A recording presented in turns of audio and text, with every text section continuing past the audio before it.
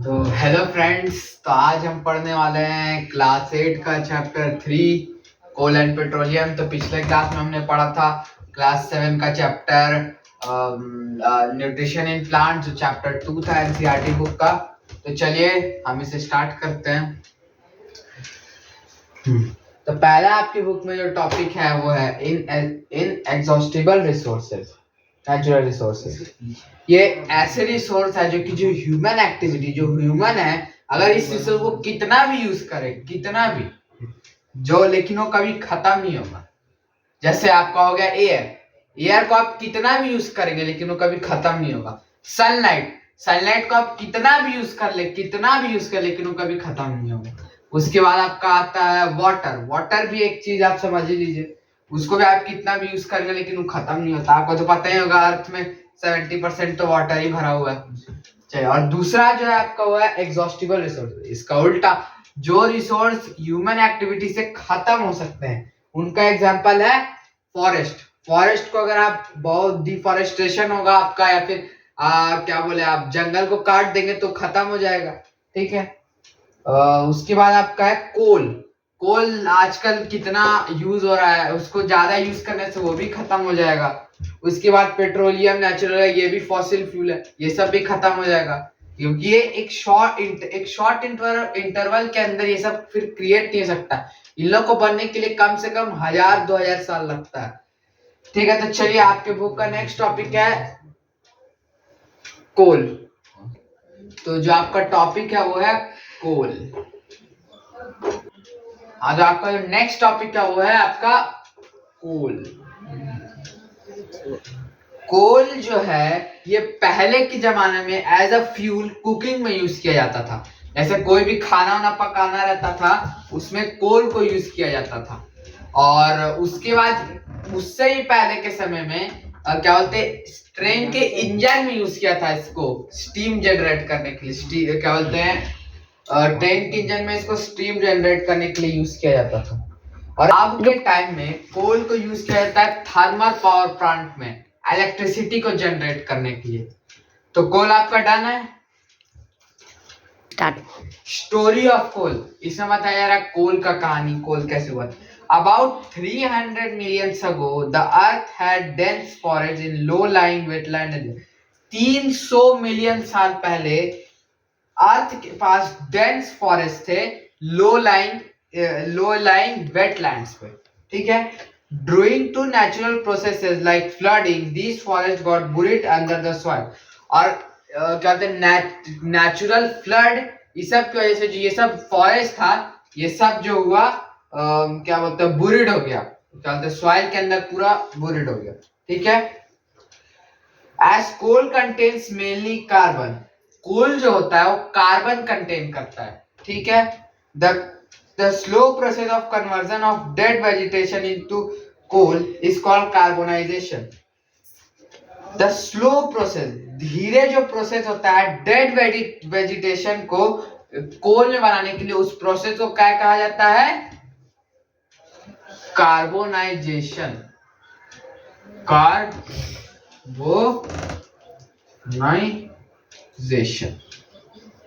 ठीक है, ये टॉपिक आपका क्लियर है। इसको आप इंपॉर्टेंट लिख दीजिए, आपका इंपॉर्टेंट है। ठीक है, तो ये कार्बोनाइजेशन इंपॉर्टेंट है आपके लिए। आप इसको एक बार एनसीईआरटी बुक से देखिएगा, बहुत अच्छा है। और इसके बाद कोल के बाद जो आपका नेक्स्ट टॉपिक है वो आपका कोक का, जो ये सब क्या कहते हैं, कोल का जो सब है। फर्स्ट है आपका Coke. It is a tough, ये टफ बहुत टाइट होता है, पोरस होता है, मतलब इसके अंदर बहुत सारे होल होते हैं, एंड ब्लैक और काला सब्सटेंस होता है। It is almost pure form of carbon, ये प्योर फॉर्म ऑफ कार्बन होता है, मतलब आप इसको कोली टाइप का समझ लीजिए, लेकिन किसी और चीज में यूज होता है। हाँ, तो जो कोक होता है इसको किसी और चीज में यूज किया जाता है। तो जो कोक होता है इसको किसी और चीज में यूज किया जाता है। ये क्या बोलते हैं, सारा प्रॉपर्टी तो इसका कोल ही का है, लेकिन इसको यूज किसी और चीज में किया जाता है। Coke is used in the manufacture of steel. जो कोक होता है इसको स्टील के मैन्युफैक्चर में यूज किया जाता है। और इन एक्सट्रैक्शन ऑफ में, और जो बहुत सारे मेटल के एक्सट्रैक्शन में भी इसको यूज किया जाता है कोक को। और जो आपका नेक्स्ट है वो है आपका कोल टार। कोल टार, ठीक है, ये आपका नेक्स्ट टॉपिक है। It is a black thick liquid. ये ब्लैक थिक लिक्विड होता है। अब ये कोक के फॉर्म में नहीं होता, कहते हैं सॉलिड के फॉर्म में नहीं, ये लिक्विड है, ठीक है, liquid with an unpleasant smell. और इसका जो स्मेल होता है बहुत गंदा होता है। It is a mixture of about 200 substance. ये जो कोल टार होता है मिनिमम 200 सब्सटेंसेस से बना हुआ रहता है, 200 सब्सटेंसेस से, ठीक है ना। ये आपका कोल टार क्लियर है। It is a mixture of, आप अगर आपसे कोई पूछा कि व्हाट इज कोल टार तो आप यही बोलेंगे it is a thick, it is a black thick liquid with an unpleasant smell. It is a mixture of about 200 substances. Simple definition अगर 2 मार्क्स का है तो आप ये लिख दीजिएगा, तो आपकी मैम दे देगी आपको फुल मार्क्स। तो चलिए थर्ड है आपका कोल गैस।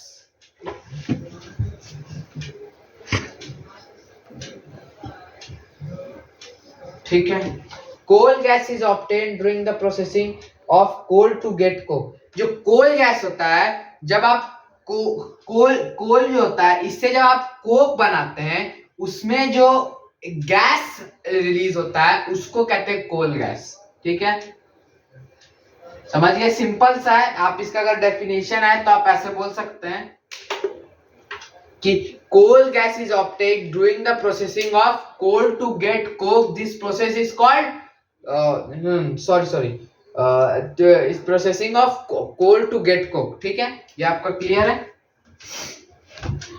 सॉरी गलत बोल दिया था मैंने।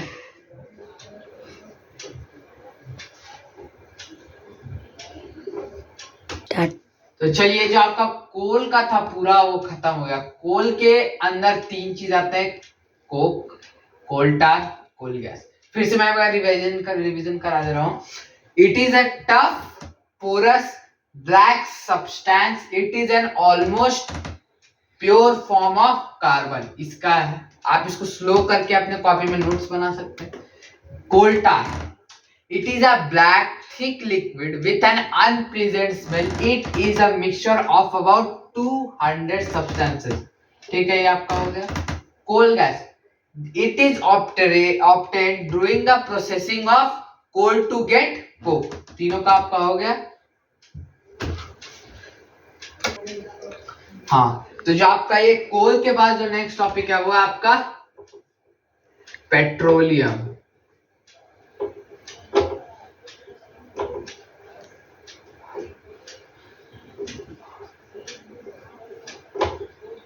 ये पेट्रोलियम आप सुन के तो लग रहा होगा कि यार ये तो पेट्रोल है, पेट्रोलियम। ये पेट्रोलियम से बहुत सारे चीज ऑब्टेन्ड होते हैं। पेट्रोल डीजल तो होती है, उसके साथ बहुत सारे चीज होते हैं। तो पहले पेट्रोलियम पढ़ लेते। पेट्रोलियम है क्या? You know that petrol is used as a fuel in automobiles, as heavy motor vehicle like trucks run on diesel. Petrol and diesel are obtained from a natural resource called petroleum, ठीक है। जो petrol और diesel होता है वो एक natural resource है, man made resource नहीं है। इस पेट्रोल और डीजल जिससे ऑब्टेन होता है उसे कहते हैं पेट्रोलियम, ठीक है, ठीक है। अब नेक्स्ट टॉपिक है आपका petroleum was formed from the organism living in the sea. जो पेट्रोलियम था ये सी के अंदर जो ऑर्गेनिज्म रहते थे वहां पाया जाता है। एज दीज ऑर्गेनिज्म डेड, जब ये ऑर्गेनिज्म मर गए तब देयर बॉडी सेटल, इनकी जो बॉडी थी सी के एकदम बॉटम में जाके सेटल हो गए, ठीक है। And got covered with the layers of sand and clay. और सैंड और क्ले का जो वो लेयर उसके ऊपर चढ़ गया, जिसकी वजह से वो लेयर चढ़ गया उसके ऊपर। और मिलियंस ईयर, बहुत सा इतना साल हो गया उसको रहते रहते, 1000 साल 2000 साल लगता है पेट्रोलियम को बनने में। और एब्सेंस ऑफ एयर भी वहां नहीं रहता था। हाई टेम्परेचर बहुत रहता था, मतलब जैसे 100 तो पार ही रहता होगा। और प्रेशर भी बहुत ज्यादा वहां लगता था, उसके कारण क्या फॉर्म हो जाता था? पेट्रोलियम, ठीक है। रिफाइनिंग ऑफ पेट्रोलियम, अब पेट्रोलियम को आप निकाले तो उसको सीधे तो आप गाड़ी या किसी चीज में नहीं डाल सकते, पहले तो उसको से साफ करना होगा, प्योर करना होगा, जिससे फिर आप उसको यूज कर सकते हैं। Petroleum is a dark oily liquid. जो पेट्रोलियम होता है एक डार्क ऑयली लिक्विड होता है, इसको आप सॉलिड मत समझ लीजिएगा, ठीक है। It has an unpleasant order. ये इसका भी जो स्मेल होता है बहुत खराब होता है, ठीक है। It is a mixture of various constituents such as petroleum. और इसमें क्या क्या ये जो पेट्रोलियम होता है इसमें से क्या क्या चीज ऑप्टेन होता है मैं आपको बताता हूँ। पहला आपका पेट्रोल है, दूसरा आपका डीजल है, तीसरा आप लिख लीजिए अपना यहाँ पे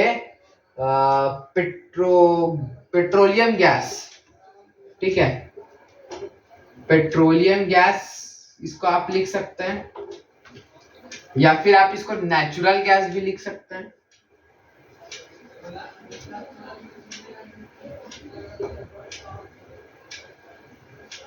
और चौथा आपका है लुब्रिकेटिंग ऑयल, ठीक है।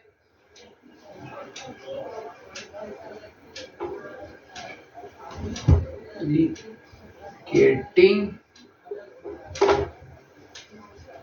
ऑयल। अब मैं यहां लिख दे रहा हूं, ये 4 लिखा हूं यहाँ पे, 5 से यहां लिख दे रहा हूं। पांचवा आपका पैराफिन वैक्स, ठीक है।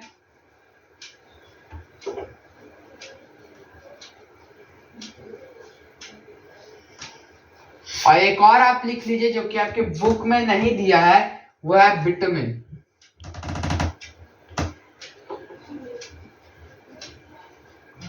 ठीक है। ये 6 चीज है जो पेट्रोलियम से ऑब्टेन्ड होते हैं, ठीक है। The process of separating the various constituent fractions of petroleum is known as refining. It is carried out in जो ये सब चीज को पेट्रोलियम से निकालने को जो प्रोसेस होता है उसको कहते हैं पेट्रोलियम रिफाइनरी। और ये क्यों होता है, जिससे पेट्रोल एक जगह निकले, डीजल एक जगह निकले, नेचुरल गैस एक जगह निकले, पैराफिन वैक्स एक जगह निकले। इसकी वजह से जो ये हर चीज है ये अलग अलग चीज में यूज हो, ठीक है। और it is carried out in petroleum refinery. और एक जगह होता है पेट्रोलियम रिफाइनरी जिसके अंदर ये सब चीज को सेपरेट किया जाता है, ठीक है।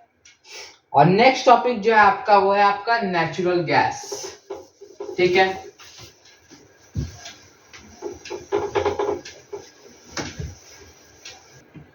हाँ, तो जो आपका नेक्स्ट टॉपिक है वो natural gas.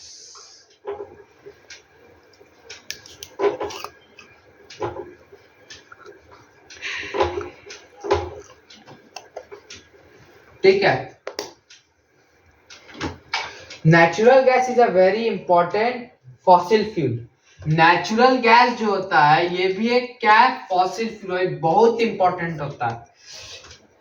It is easy to transport through pipes. जैसे एलपीजी गैस सिलेंडर आपके घर में आता है, उसमें क्या भरा रहता है, एलपीजी गैस, जो कि क्या है, एक नेचुरल गैस, ठीक है। और ये इंपॉर्टेंट है, अगर एलपीजी गैस आपका नहीं रहेगा तो खाना कैसे बनेगा। और इसीलिए आजकल के समय में इसको पाइप के थ्रू किया जाता है। आप अभी तो सिलेंडर चल रहा होगा आपके घर में, लेकिन जैसे बड़े बड़े दिल्ली मुंबई में आप देखेंगे कि अब इसको ना पाइप के थ्रू आपके घर तक भेजा जा रहा है, ठीक है। Natural gas stored under high pressure as compressed natural gas.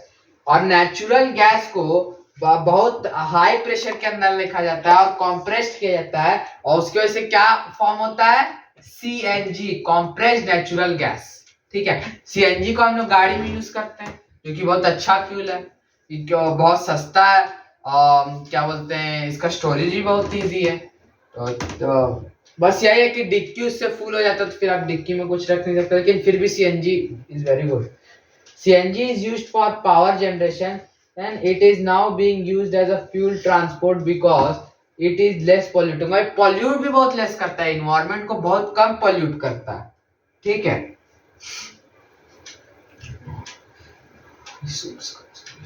ठीक है।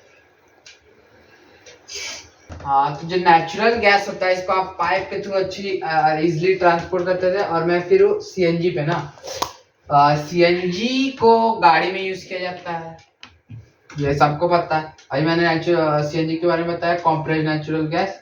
पावर जनरेशन में भी इसको यूज किया जाता है। और ये सब जो रिसोर्स होता है ये सब एक फॉसिल फ्यूल, तो हमको इन लोगों को अच्छे से क्या बोलो केयरफुली यूज करना है, ज्यादा नहीं यूज करना है। जैसे पेट्रोल है, आप इसको बेकार में वेस्ट करके आपको क्या फायदा है? जब आपको जरूरत हो, जैसे आपको अपने घर से थोड़ा दूर मतलब एक अंकल की दुकान ही जाना है आपको, तो आप बाइक लेके जा रहे हैं, जबकि आप वहां के लिए आप साइकिल भी ले जा सकते हैं, वो ले जाइए, ज्यादा अच्छा है। और जो दुनिया में जो फिर वो हो सकता है कहते हैं रिन्यूएबल, जैसे आपका वो हो गया इलेक्ट्रिसिटी, आप उसको यूज करिए। इलेक्ट्रिक कार आजकल आने लगे हैं, ईवी स्कूटर्स आने लगे, वो आप यूज करिए, क्योंकि देखिए इलेक्ट्रिसिटी तो बहुत सारी चीज से जनरेट हो रहा है, यहाँ की फॉसिल फ्यूल से भी आजकल इलेक्ट्रिसिटी जनरेट हो रहा है। थर्मल पावर प्लांट तो आपको पढ़ाया होगा मैंने स्टार्टिंग में कि कोल से इलेक्ट्रिसिटी जनरेट होता है, तो हमें इलेक्ट्रिसिटी बहुत तरीके से मिल सकता है, इसलिए हमें इलेक्ट्रिक ही चीज को ज्यादा यूज करना चाहिए। ये सबको ये नहीं मैं बोल रहा हूँ कि आप इसको यूज मत करिए, लेकिन इसको कंजर्व करके रखिए, केयरफुली यूज करिए, बेकार चीज में मत यूज करिए।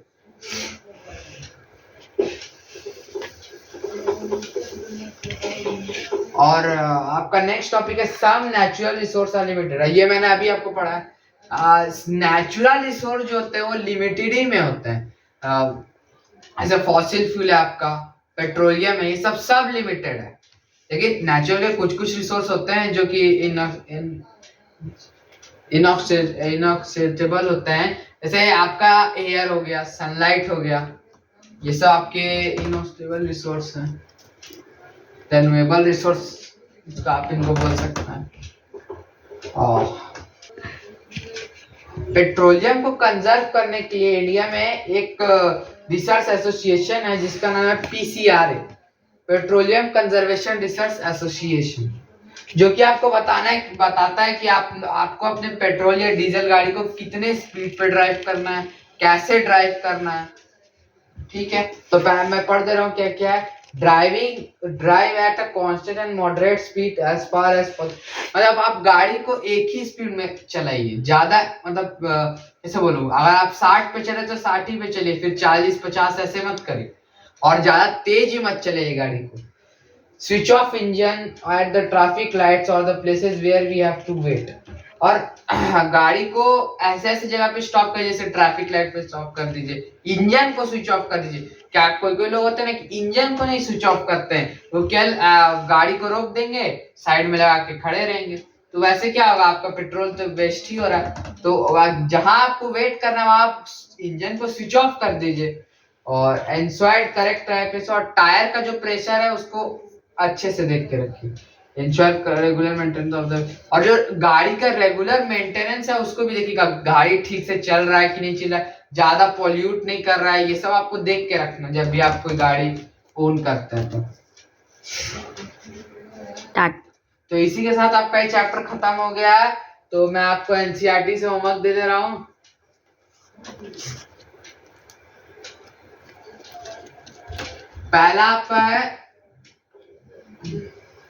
पहला जो आपका होमवर्क है वो है कीवर्ड्स। मैं हर चैप्टर का आपको कीवर्ड दे रहा हूँ, लेकिन मुझे अपने इंस्टाग्राम अकाउंट पे कोई आदमी का मुझे कुछ दिख रहा है जो कि बहुत खराब है। मैं आपको इतना इजी होमवर्क देता हूँ, और आपके लिए ही होमवर्क देता हूँ, आपके लिए ही अच्छा, मैं अपने लिए नहीं बोल रहा हूँ, आपके लिए ही अच्छा। तो आप ये सब होमवर्क अच्छे से बनाएंगे, क्योंकि बहुत जरूरी है। अगर आप इतना सा भी कर लेंगे तो आपका चैप्टर क्लियर हो जाए। एक और दूसरा एनसीईआरटी की रीडिंग मार लीजिए, बुक, एनसीईआरटी बुक की रीडिंग।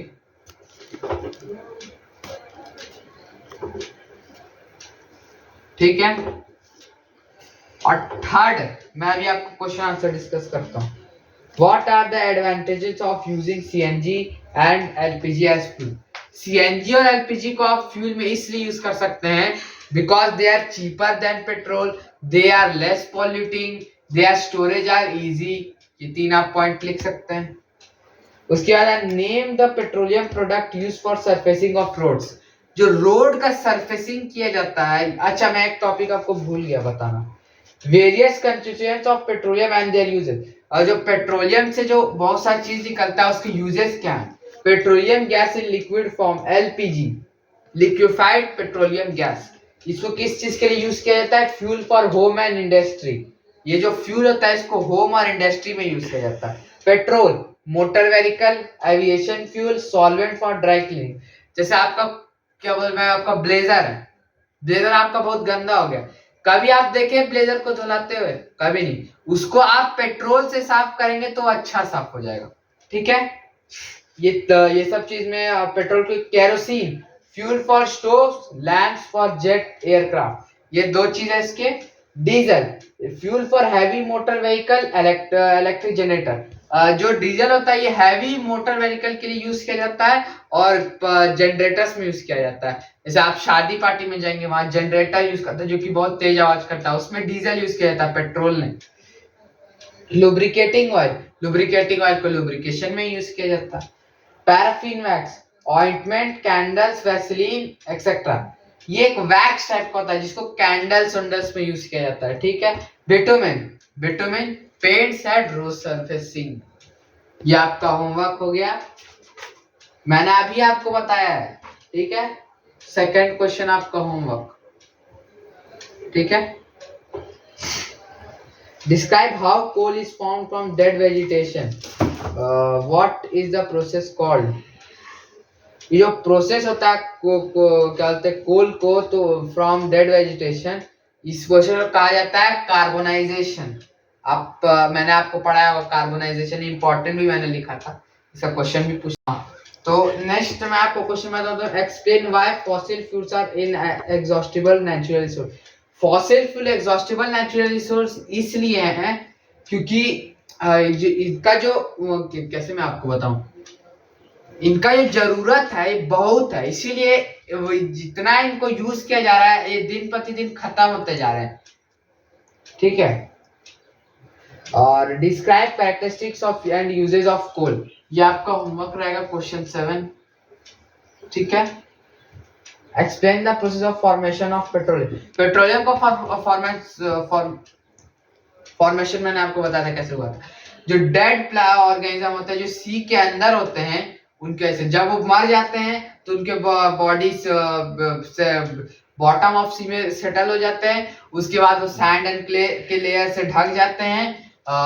फिर अंडर क्या था, अंडर हाई टेम्परेचर और हाई प्रेशर के अंदर वो जो ऑर्गेनिज्म होता है वो किस चीज में फॉर्म हो जाते हैं? पेट्रोलियम के अंदर। ठीक है, तो ये आपका 3 चीज होमवर्क है, ये पूरा आपका ज्यादा होमवर्क नहीं है, थोड़ा सा ही होमवर्क है, 1 दिन 2 दिन में आप बना लीजिए।